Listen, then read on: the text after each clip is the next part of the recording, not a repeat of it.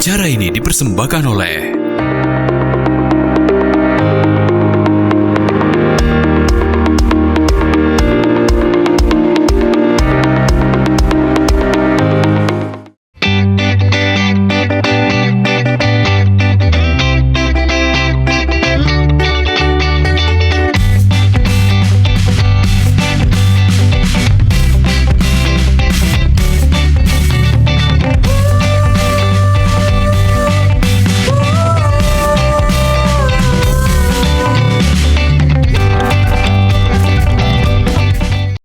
Assalamualaikum warahmatullahi wabarakatuh. Apa kabar pemirsa PAL TV? Memang punya kita semangat pagi luar biasa ya. Untuk hari ini di 28 Mei 2024 ya biasa pemirsa, selama 60 menit ke depan kita dari Studio Duo live untuk hari ini di hari Selasa. Aku Didi Valdian dan aku Altiara Putri. Kita bakal ngebahas tentang tema kita hari ini pemirsa yang ada di rumah. Tapi apa kabarnya pagi ini? Betul. Jangan lupa sarapan kalau nak semangat pagi ini. Olahraga jangan lupa moodnya harus ditingkatkan. Waduh, luar biasa ya.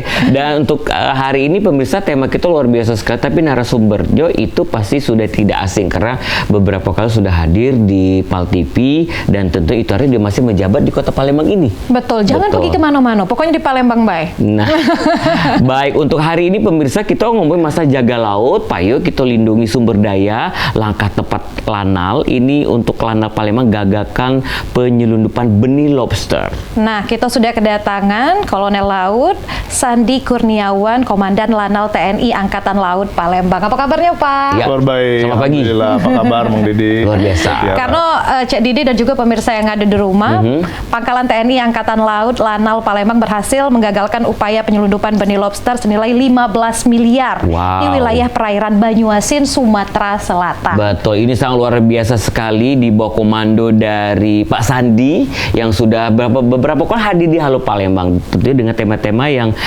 beda-beda untuk memberikan informasi kepada pemirsa Halo Palembang pagi ini. Karena kita tahu penangkapan ini merupakan bagian dari upaya intensif TNI AL dalam memberantas penyelundupan sumber daya laut di perairan Indonesia. Dan juga ada 4 pelaku dengan inisial MS, SL, HT, dan MR. Betul. Itu ya Pak ya, benar? Atau nak tambah 5 pelaku? Betul. Ini ada inisial lagi, ada Pak AP. Altiara Putri. Janganlah.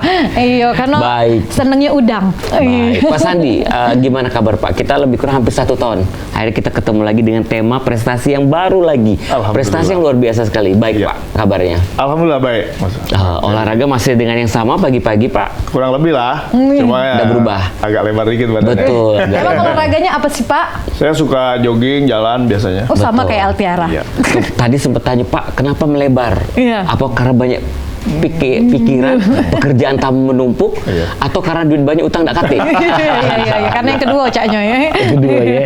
Baik Pak, karena tadi sudah kita memberikan informasi kepada pemirsa Halo Palembang, baik itu di YouTube kita, di Facebook atau juga di sosial media Instagram kita, bahwa Bapak dengan tim kita berhasil itu menggagalkan penyelundupan benih lobster. Bagaimana Pak kronologinya?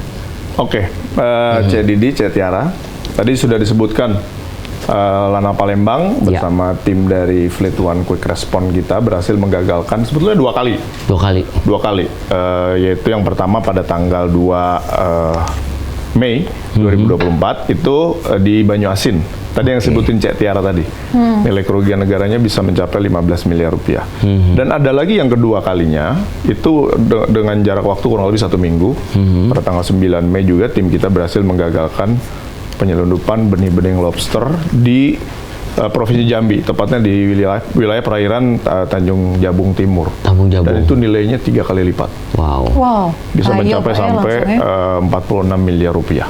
Jadi keberhasilan ini sudah 2 kali di waktu yang berdekatan. Dalam jangka waktu kurang lebih 1 minggu kita berhasil menggagalkan 2 kali penyelundupan benih-benih lobster. Oke, luar biasa. Ini kalau dari kenapa Pak? Kok itu kita kita halangi? Apa karena itu masih benih lobster atau memang mereka adalah penyelundupan yang tidak jelas izin dan lain sebagainya?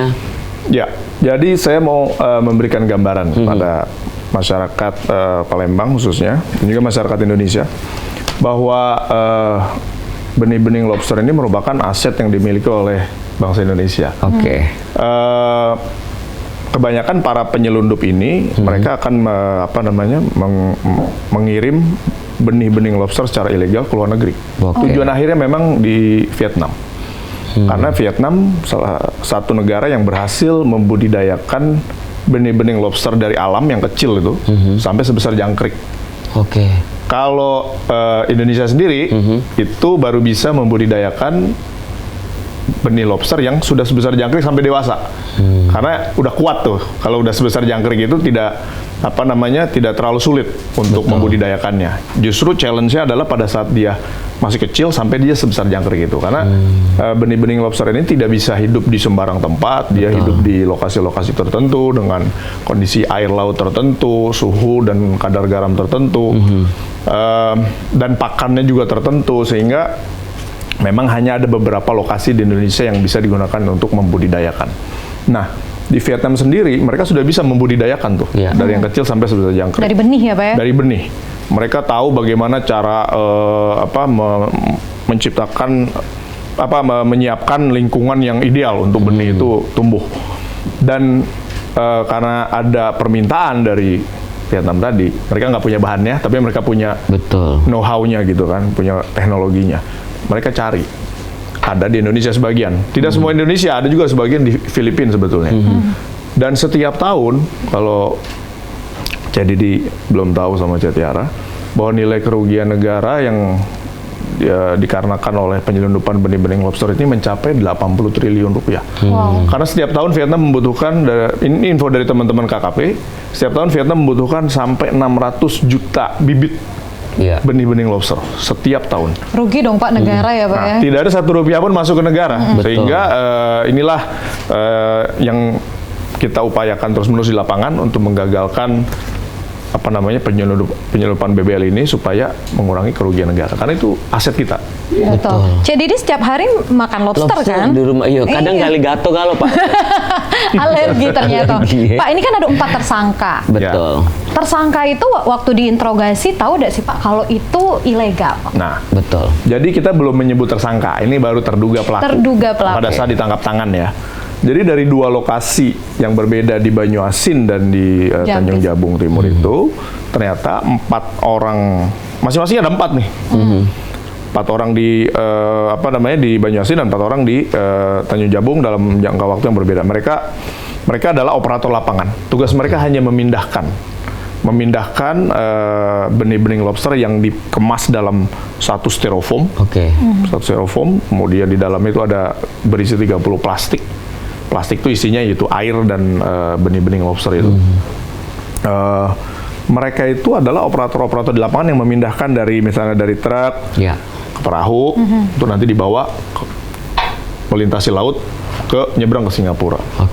Jadi begitu kita tangkap, kita interogasi, mereka juga tidak tahu ini punya siapa. Tugas mereka hanya sekedar mindahin, nganter, selesai sampai di situ. Dan kebanyakan mereka adalah warga-warga sekitar.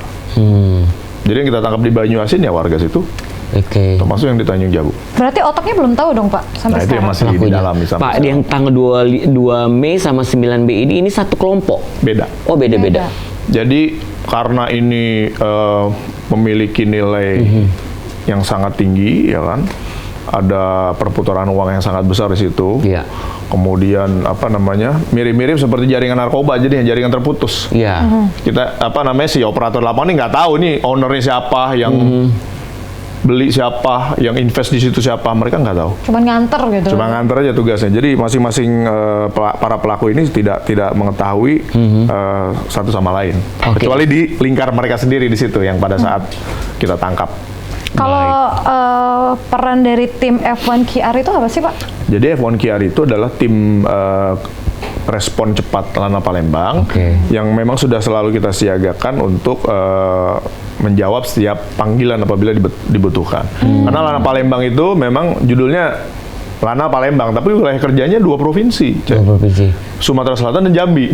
Nah, makanya jadi dengan kondisi luas wilayah yang begitu luas ya, 2 provinsi ini, ada 2 sungai terpanjang di Sumatera juga, Batanghari dan Musi, sehingga challenge-nya luar biasa. Nah, F1 Care ini kita siagakan untuk merespon apabila ada informasi intelijen yang memang yang dibutuhkan untuk segera dilakukan penindakan.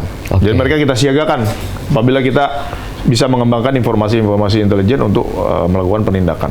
Oke Pak, seperti yang kita tayangkan ini pada waktu preskon di kejadian tanggal 2 atau tanggal 9 atau dua-duanya nih Pak? Ini terakhir ini yang di Jakarta. Ini adalah saat saya menyampaikan press conference terkait dengan penggagalan penyelundupan benih-benih lobster di Tanjung Jabung Timur. Ini adalah contoh bagaimana ya, Pak, ya? baby lobster itu di packing di dalam plastik-plastik diisi oksigen. Oke. Itu nggak mati ya Pak? Itu yang kita tunjukkan itu yang hidup. Dia bergerak kalau bisa dilihat tadi di Zoom itu mereka masih bergerak. Sebagian memang ada yang mati. Oke. Gara-gara nggak ada oksigen lagi kali ya? Pak, karena itu. Pak, dari yang kita preskon ini, terus juga dari beberapa inisial yang sudah kita sebutkan tadi, penyelundupan benih lobster ini, peran mereka itu apa saja nih Pak? Yang dari orang-orang ini? Orang-orang yang kita tangkap ini, para terduga pelaku ini, mereka mengaku bahwa mereka hanya ditugaskan untuk memindahkan. Dari 2 tempat itu ya Pak? Dari 2 tempat itu. Karena memang modus operandinya, barang ini dikirim entah dari mana ya, dari Jawa, dari melalui jalan darat, menggunakan transportasi darat, pakai truk. Yang terakhir itu 1 truk besar. Nah, tugas mereka memindahkan tadi styrofoam itu tadi rencananya ke perahu kayu. Oke. Setelah dipindahkan, perahu kayu ini nanti akan bergerak ke ambang luar, ke muara, untuk kemudian ditransfer lagi ke kapal speedboat yang lebih besar. Oke. Dari muara situ ke Singapura itu cuma 1,5 jam. Di tengah gelap malam udah lewat itu. 46 miliar itu aset negara itu bisa hilang begitu saja. Kalau kita tidak segera. Satu benih itu ya Pak ya, berapa Pak harganya Pak? Nah, benih lobster yang kita tangkap ini umumnya ada 2 jenis dia. Ada jenis pasir dan jenis mutiara. Kalau Cedidi sama Cetiara lihat itu di Google misalnya, seperti apa sih lobster pasir atau mutiara? Kalau pasir itu memang bentuknya lobster besar gitu, warnanya abu-abu gitu kan. Betul. Kalau yang mutiara ini agak berbintik-bintik, agak warna-warni dia, lebih cantik dia warnanya. Maka disebut mutiara. Kalau rasa mungkin Altiara. Oh iya, Altiara mutiara. Oke. Nggak fokus jadi bapaknya. Ya. Lanjut Pak. Jadi yang tipe mutiara ini memang punya nilai lebih tinggi. Nah, kalau menurut teman-teman dari KKP, saya nge-ref dari mereka, kita minta bantuan teman-teman KKP untuk menaksir berapa harga ekonomi dari 2 jenis lobster ini.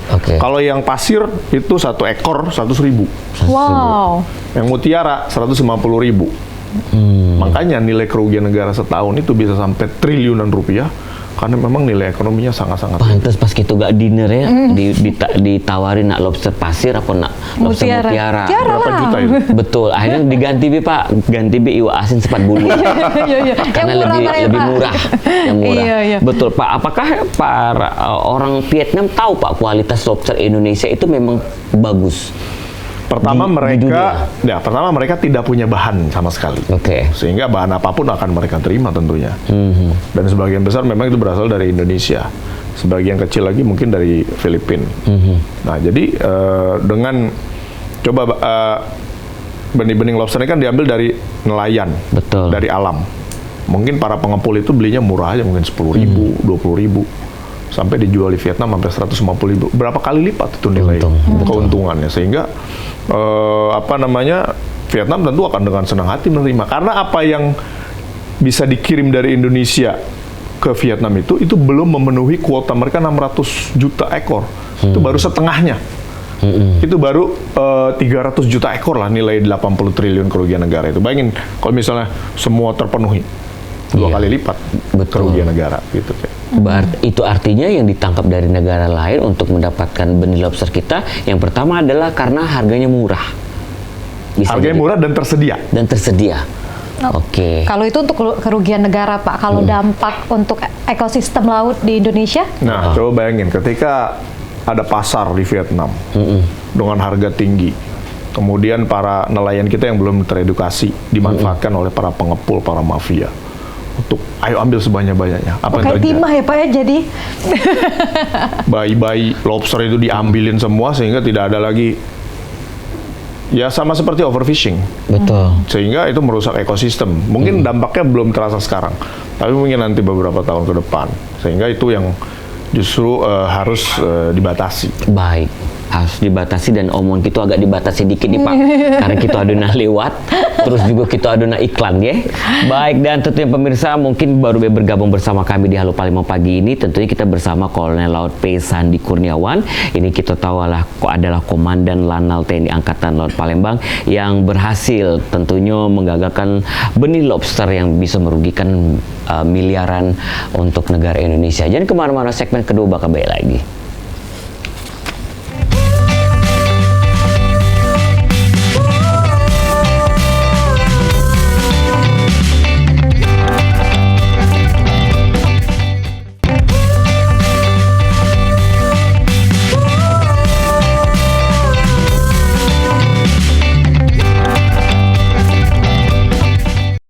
Balik lagi di Halo Palembang, pemirsa yang ada di rumah. Ini segmen kedua masih ngebahas tema kita, jaga laut, lindungi sumber daya, langkah tepat Lanal Palembang gagal ke penyelundupan benih lobster. Tadi kita sudah ngobrol banyak dan sudah ada 4 tersangka ya Pak ya, yang bukan tersangka tapi apa Pak? Terduga pelaku. Terduga pelaku. Nah kalau untuk prosedur hukumnya Pak, ini cak mano untuk pelaku yang sudah ditangkap ini?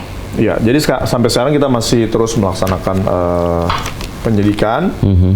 Untuk mendalami peran apa saja yang dilakukan oleh para terduga pelaku ini. Betul. Jadi kalau dari situ kita bisa mengembangkan sampai nanti sampai sejauh mana itu juga masih dalam proses pendalaman lebih lanjut di kantor kami. Oke Pak, karena kan baru-baru ini di 2024, 2 Mei, 9 Mei, kira-kira Pak langkah-langkah apa sih Pak yang sepertinya jangan sampai ada terjadi lagi seperti kasus-kasus ini? Ya, jadi kalau Lanal Palembang sendiri kan memang melaksanakan pengamanan perairan di 2 provinsi ya, di Sumsel dan Jambi ini sepanjang tahun. Jadi kita sepanjang tahun juga melaksanakan operasi intelijen maritim. Ya. Kita juga melaksanakan operasi pengamanan perairan, jalur-jalur perairan. Jadi kita memang terus melaksanakan kegiatan ini sepanjang tahun. Nah, kenapa ini bisa terjadi penangkapan, penggagalan? Karena memang musimnya. Ketika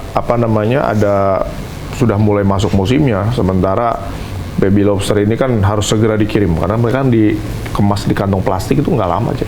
12 jam harus sudah sampai ke Vietnam, sehingga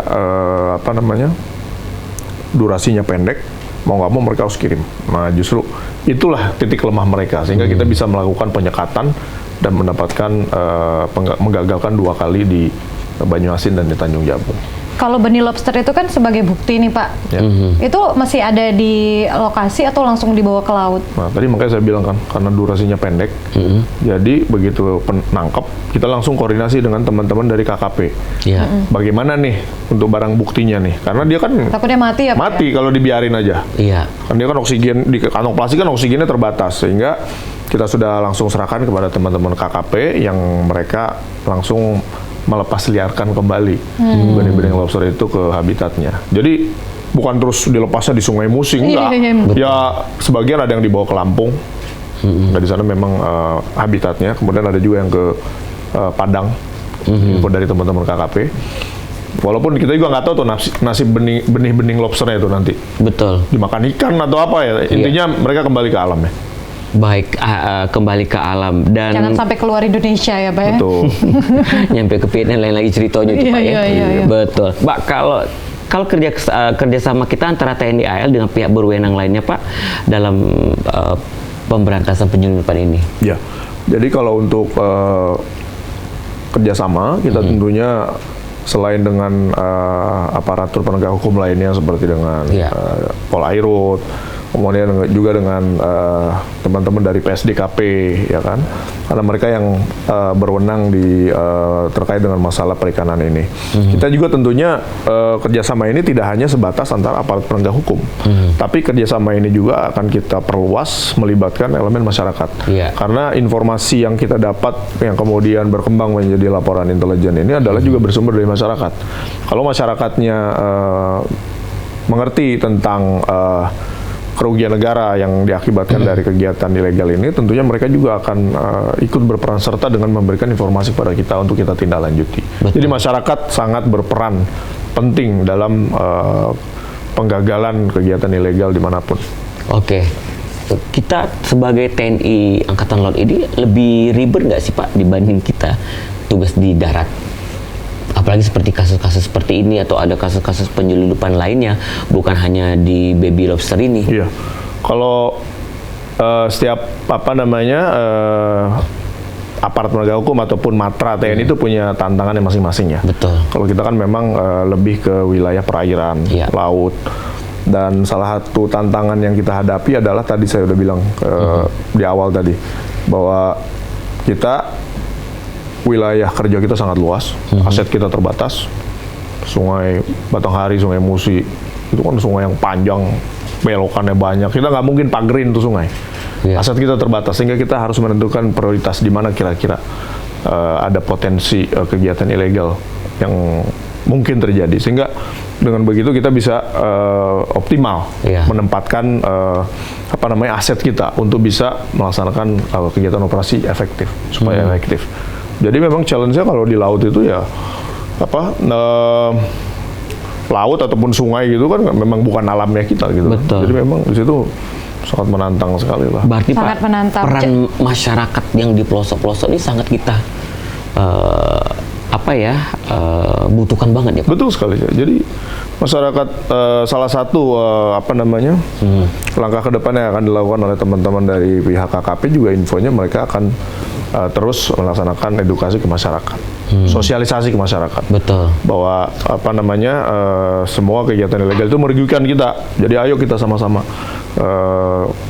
sharing informasi untuk kemudian bisa kita tindak lanjuti, dan harapannya itu nanti ke depan kita bisa mendapatkan manfaat dari aset yang sebetulnya belum kita rasakan sekarang gitu kan. Ya kan benih-benih lobster itu memang butuh bisa dibudidayakan. Buktinya Vietnam bisa, kenapa Indonesia nggak bisa kan gitu ya. Jadi mungkin ke depan kalau kita bisa melakukan apa yang Vietnam lakukan, ibaratnya kita punya bahannya. Nah, kita kan tinggal belajar bagaimana nih caranya, teknologinya, know-how-nya. Kalau kedua elemen itu bergabung, wah luar biasa. Betul. Jadi dia pengen masuk ke lanal tapi tidak bisa berenang kan, Cek? Tidak bisa. Kemana masuk akmil laut kurang 2 cm Pak. Sama ada ompong. Di belakang sekali. Iya, karena syaratnya bukan nak ngigit, nak nembak, sama pakai berenang. Baik Pak, ini kan kalau di Sumsel kan kita kan nggak ada laut, tapi masih banyak ilegal seperti itu. Apalagi di Pulau Jawa ya Pak ya? Betul. Berarti lebih banyak dong Pak? Sebenarnya Sumsel ada laut loh. Pantai Timur Sumatera itu kan laut itu. Betul. Di mana tuh Pak? Saya nggak pernah kesana. Jadi wilayah kerja kita itu kan Jambi Sumsel. Ya. Nah wilayah pantai timur Jambi dan Sumsel itu kan Selat Bangka itu kan laut itu wilayah laut sampai ke Kabupaten Oki. Oh mau nyeberang Bangka itu ya Pak? Nah itu kan laut. Jadi memang di situ banyak potensi-potensi kegiatan ilegal ya kan. Itu tiap wilayah memang berbeda-beda ya. Makanya selain kita benih lobster paling banyak apa lagi Pak? Narkoba. Ya. Sama minyak nggak Pak? Minyak gitu. Minyak ilegal juga ada, narkoba, kemudian juga ada senjata rakit ilegal ya di wilayah Mesujis itu kan masih banyak juga. Pak, ada yang bilang katanya lebih istilahnya banyak kasusnya penyelundupan narkoba di perairan Pak. Betul, karena kan perairan ini tadi saya udah bilang nggak bisa kita pagerin. Ya. Banyak pelabuhan tikusnya. Kemudian ada supply and demand tadi. Wilayah Sumsel Jambi itu termasuk wilayah dengan sumber daya alam yang sangat kaya. Ya. Banyak aktivitas pertambangan. Para pekerja tambang kerja hampir 24 jam. Mereka butuh energi tambahan. Mereka butuh doping. Betul. Dopingnya apa? Narkoba. Coba sekali ketagihan, kecanduan, naik dosisnya, kecanduan. Makanya banyak masuk. Dan lokasi perairan kita ini, Sumatera Selatan Jambi ini, itu sangat dekat dengan perbatasan negara lain. Ke Singapura kalau pakai speedboat cuma 1,5 jam. Iya. Set lewat. Ke Singapura ya Pak? Singapura. Nah Cek Didi, kan sudah Cek ke Singapura. Singapura, Malaysia lebih dekat lagi. Sehingga memang dekatnya lokasi kita dengan perbatasan negara lain justru menimbulkan banyak kerawanan-kerawanan, salah satunya narkoba tadi. Kan narkoba itu kan banyak dikirim dari luar sebetulnya. Nah itulah salah satu jalurnya tadi. Lebih banyak jalur ke perairan ya Pak ya? Betul. Berarti banyak tim yang operasi terus ya Pak? Nah, kalau Lanal Palembang memang kita kan berada di bawah koordinasi dari Lantamal 3 di Jakarta, dan kita ini organisasinya berada langsung di bawah Koarmada 1. Koarmada ini kan yang punya SSAT, dia Sistem Senjata Armada Terpadu. Dia ada 4 komponen SSAT, yaitu kapal perang, ada pesawat udara, ada pangkalan, kita termasuk pangkalan, ada pasukan marinir. Sehingga kita di bawah Koarmada 1 yang saat ini berada di markas komandonya berada di Tanjung Pinang. Nah, wilayah kerjanya kan meliputi wilayah barat. Alur laut kepulauan Indonesia tuh mulai dari Pontianak sampai ke Sabang, sampai ke Selat Sunda. Nah, itu wilayah kerjanya Armada 1. Itu kan jalur pelayaran internasional. Selat Malaka, Selat Philips, sampai ke Laut Natuna Utara. Itu ratusan ribu kapal lewat situ. Bahkan itu menjadi urat nadi perekonomian dunia. Sehingga memang ibarat jalan raya, semakin banyak yang lewat, semakin rame, semakin banyak potensi masalah. Kan di jalan gak cuma orang baik aja, orang jahat juga pakai jalanan, sama, laut juga begitu. Kalau SOP penangkapan, Pak? Iya. Kalau SOP penangkapan ya, kalau misalnya kita sebagai contoh ya penggagalan penyelundupan benih-benih lobster ini, pada prinsipnya siapapun, tidak hanya aparat penegak hukum, apabila menemukan kegiatan ilegal, boleh tangkap tangan. Setelah ditangkap, diserahkan ke pihak yang berwenang. Iya. Sama kita juga gitu. Nah, kebetulan nih TNI Angkatan Laut menurut undang-undang menjadi salah satu penegak hukum dalam bidang perikanan. Sehingga ini kita ambil alih. Kalau misalnya masalahnya terkait dengan narkoba, Lanal yang nangkep, tentu kita serahkan ke teman-teman dari kepolisian. Karena itu kewenangan mereka. Betul. Masyarakat pun begitu. Baik. Nah, Pak, dari kasus kita yang sempat heboh ini di tanggal 2 Mei atau 9 Mei ini, seperti apa nih, Pak? Jangan sampai ada kasus-kasus yang sama, atau juga kita akan memberikan efek jerah nih, Pak, kepada para pelaku ini. Iya. Tentunya dengan penggagalan ini itu kan dampak kerugian bukan buat negara, tapi buat para pelaku investor penyandang dana itu kan sangat jelas sekali. Mereka sudah investasi ibaratnya, terus kita gagalkan gitu. Harapannya itu bisa membuat mereka berpikir bahwa kegiatan ini ilegal, jangan dilakukan lagi. Bahwa ini adalah aset negara yang harus dirasakan manfaatnya bukan oleh segelintir orang, tapi oleh seluruh rakyat Indonesia dong, gitu kan. Jadi harapannya dengan kegiatan penegakan hukum yang semakin intens ini, itu bisa membuat mereka tiarap. Harapannya kita nggak mungkin membuat mereka tidak melakukan ini kan, tapi paling tidak upaya kita ini bisa merupakan upaya deteren, pencegahan, supaya mereka tidak mikir kalau orang mau nyelundupin rugi gue ntar gitu kan. Jadi dengan adanya upaya ini harapannya bisa menjadi upaya deteren pencegahan terhadap para pelaku kegiatan ilegal. Tapi ada sosialisasi nggak sih, Pak? Karena kan mungkin masyarakat juga nggak tahu gitu, Pak. Iya. Benih lobster ini tuh ilegal ternyata. Betul. Makanya teman-teman dari KKP juga mereka akan mulai bergerak mensosialisasikan. Mereka Menteri KKP sekarang sedang mensosialisasikan peraturan Menteri KKP yang baru terkait dengan benih-benih lobster ini. Nah, harapannya dengan adanya expose kegiatan penangkapan ini jadi momentum untuk sosialisasi terkait apa yang harus dilakukan oleh kita, masyarakat maupun aparat penegak hukum apabila menemukan kegiatan ilegal terkait dengan benih-benih lobster. Gitu kan. Sama kayak masuk dalam berita-berita juga kan itu sosialisasinya ya Pak sosialisasi. Ya. Itu di Cak Didi. Jadi Cak Didi hati-hati ya sekarang ini juga Pak Cak Ayo Pak. Benih iwa betok begini. Tapi itu kalau iwa betok tidak ya Pak? Tidak. Legal ya. Asal makannya pakai sambal. Kalau dari informasi sudah kita sampaikan ke pemirsa Halo Palembang pagi ini, ya mudah-mudahan itu tadi kan pengennya makan sandi kita lobster. Ini tidak jadi nih Pak. Ya, kita ganti pinang patin Pak. Pinang patin boleh. Baik, tentunya pemirsa jangan kemana-mana, kayak masih ada segmen lagi, masih bersama Bapak Sandi Kurniawan, ini selaku Komandan Lanal TNI Angkatan Laut Palembang. Jangan kemana-mana.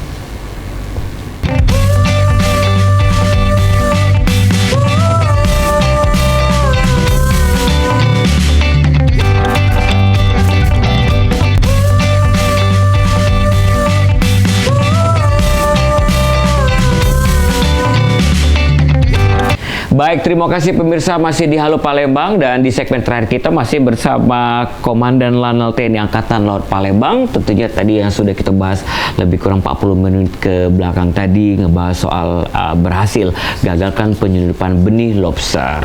Betul. Ini kan kalau dari 4 tersangka ini kan masih ini ya Pak ya, masih apa namanya? Masih uang yang paling bawah nih. Betul. Kalau sekarang lagi nak nyari otaknya nih enggak sih Pak? Iya. Dari apa namanya? Penjualan benih lobster ini. Ya, memang kita masih terus mengembangkan kasus ini. Tapi memang kalau harus sampai mencari siapa dalang balik ini semua, memang itu butuh Susah, upaya yang sangat keras sekali ya, karena memang jaring mereka terputus gitu, sehingga akan sangat sulit sekali untuk menentukan ini punya siapa yang mendanai dan lain-lain. Tapi paling tidak pesannya ke masyarakat adalah bahwa kegiatan penangkapan, penggagalan penyelundupan benih-benih lobster ini adalah untuk tadi menyadarkan masyarakat untuk tidak terjebak dalam upaya-upaya ilegal yang akan menguntungkan segelintir orang saja. Ya, betul Pak. Dari adanya kejadian beberapa kasus-kasus kita ini, apakah mempengaruhi upaya kita Pak untuk memperkuat keamanan maritim ini Pak? Oh ya, tentu saja ya, karena keberhasilan ini tentu saja merupakan apresiasi terhadap prajurit Lanal Palembang yang sudah berhasil menggagalkan kegiatan ilegal di lapangan. Dan dengan adanya 2 kejadian ini, tentu ini juga men-trigger kepada teman-teman lain di lapangan yang juga sama-sama kita menjaga keamanan wilayah perairan di wilayah Sumatera Selatan dan Jambi, untuk ayo sama-sama kita bantu pemerintah daerah maupun pemerintah pusat dalam upayanya untuk menyelamatkan aset dan ekosistem Indonesia yang merupakan milik seluruh rakyat Indonesia. Gitu ya Pak ya Pak. Saya masih penasaran identifikasi bayi lobster itu kan masih kecil-kecil banget ya Pak ya. Yang pasir sama yang mutiara tuh langsung kelihatan ya Pak ya, atau harus pengujian dulu lab gitu Pak? Itu teman-teman dari KKP yang paham. Yang paham. Berarti dari Bapak juga nggak kelihatan gitu ya Pak? Kalau kita terus terang agak susah bedain. Agak susah karena kecil banget gitu, jadi sama-sama masih bening kan, makanya sebutnya benih-bening lobster. Mungkin teman-teman KKP karena mereka expert di bidangnya, mereka tahu. Walaupun warnanya sama, cuma mungkin beda di kaki atau beda di bentuk kepala, kita nggak tahu lah. Tapi mereka bisa membedakan kedua jenis benih-benih lobster itu. Tapi Pak, kalau di restoran bisa nggak ngebedain udang satang sama lobster? Harusnya bisa dong. Tapi Bapak seneng lobster atau udang? Saya seneng udang. Karena lobster kemahalan. Iya. Betul. Cari yang murah tapi enak ya Pak ya. Itu. Pak, kalau dari ini kan sempat ya sekarang juga masih hebohnya Pak, karena kita berhasil menggagalkan untuk penyelundupan benih lobster tadi. Kalau kita ngelihat reaksi dari masyarakat Pak, atau pihak-pihak terkait dari keberhasilan kita menggagalkan kasus ini. Ya, jadi kalau kita melihat respon masyarakat, kita tolak ukurnya tentu di medsos ya. Jadi banyak masyarakat yang mengapresiasi atas kinerja dari para prajurit Lanal Palembang atas keberhasilan ini. Selain masyarakat juga kita banyak menerima apresiasi dari pimpinan, baik itu pimpinan Angkatan Laut maupun pimpinan instansi vertikal lainnya seperti teman-teman dari KKP. Mereka sangat apresiasi sekali. Bahkan waktu saya ketemu dengan staf khusus Menteri KKP, beliau menyampaikan bahwa Menteri KKP merasa sangat senang dengan kejadian ini dan mengapresiasi TNI Angkatan Laut atas kinerja yang telah ditunjukkan. Dan ini menjadi momentum mereka untuk tadi sosialisasi terkait dengan peraturan Menteri terkait dengan benih-benih lobster. Itu ya Pak ya.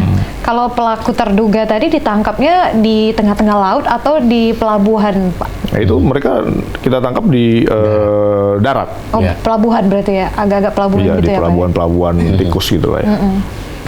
Itu deh. Karena kalau udah naik ke speedboat tadi, wah udah nggak kekejar. Betul. Hilang. Jadi dikejar ya Cak Didi ya pasti ya? Beda ranah. Ibu Susi tidak komen Pak. Ibu Susi tenggelamkan gitu. Oke. Jadi Pak, ini kita berharap kedepannya tim kita makin kuat.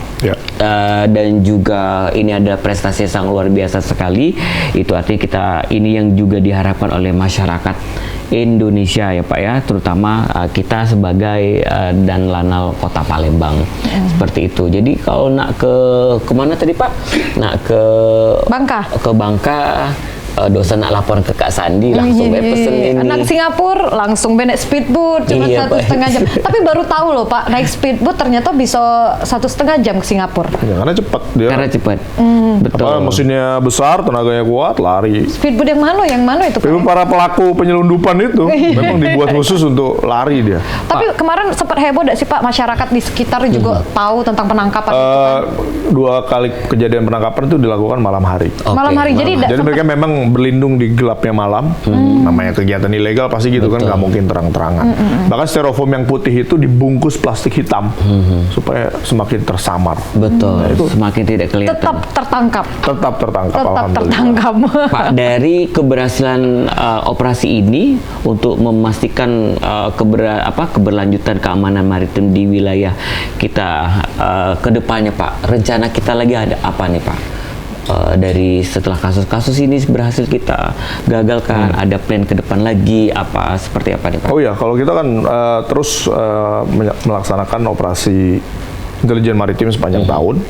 Jadi karena tadi saya bilang juga karena ini musiman kan, jadi nggak mungkin sepanjang tahun tuh baby lobster dikirim gitu kan.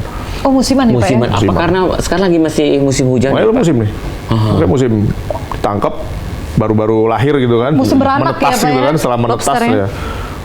Makanya harus segera dikirim. Nah, tapi kegiatan kita tidak dibatasi hanya untuk menggagalkan penyelundupan benih-benih lobster. Kan tadi banyak challenge yang lain tuh, ada narkoba, ada illegal mining ya kan, kemudian ada senjata, ada penyelundupan barang-barang ilegal dari luar. Nah ini terus kita upayakan untuk bisa ditekan seminimal mungkin supaya perairan kita ini aman dari kegiatan-kegiatan ilegal, baik di provinsi Jambi maupun di provinsi Sumatera Selatan. Tadi Cik Didi kan bilang Lanal Kota Palembang, kita ini Lanal Palembang, judulnya aja itu, tapi wilayah kerjanya tadi Mencakup Jambi, Banyak ya, Sumatera Pak, ya? Selatan. Jambi dan Sumatera Selatan. Dan 2 provinsi ini, Cek, sebagai info aja nih tambahan. Kalau digabung nih wilayah daratnya, luasnya, itu lebih luas dari Pulau Jawa.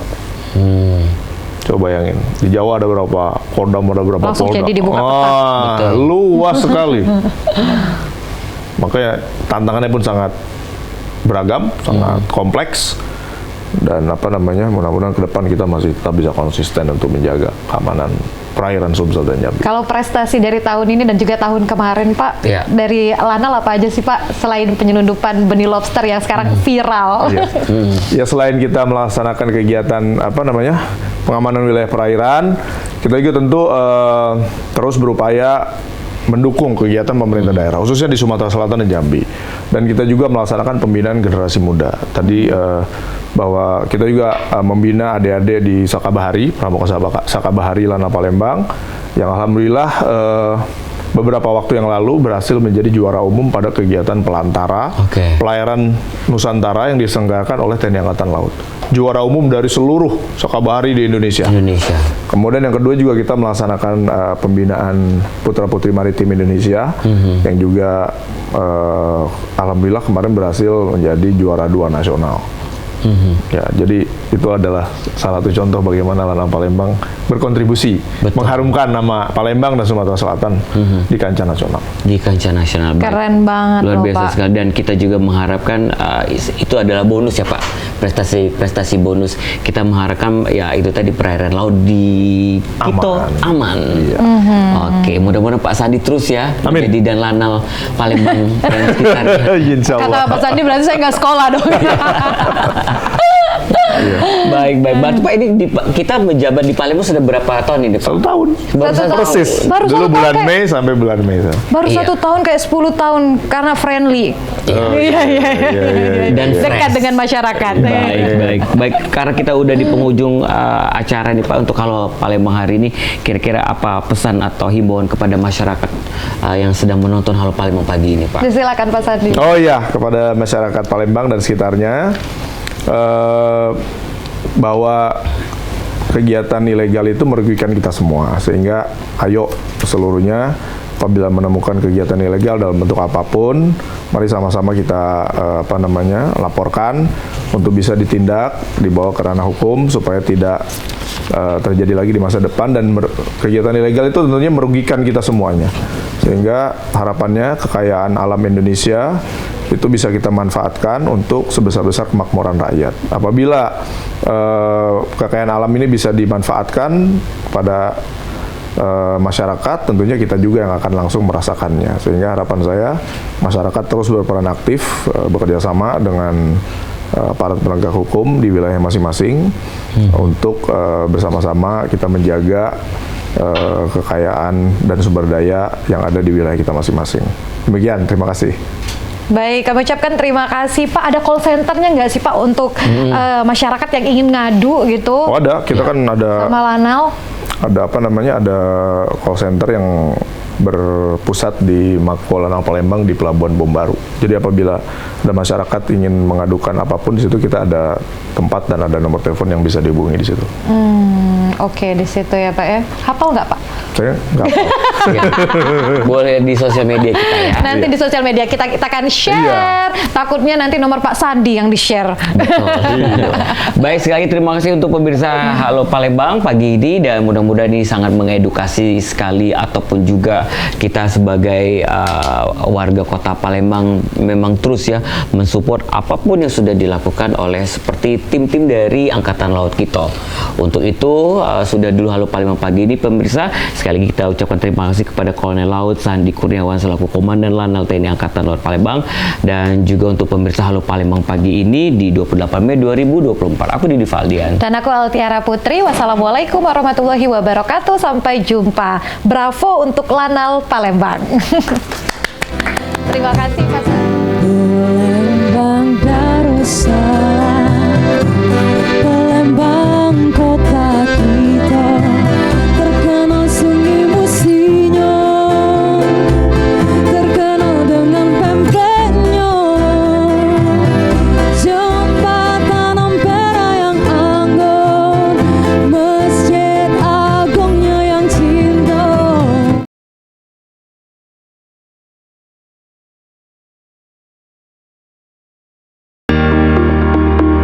Acara ini dipersembahkan oleh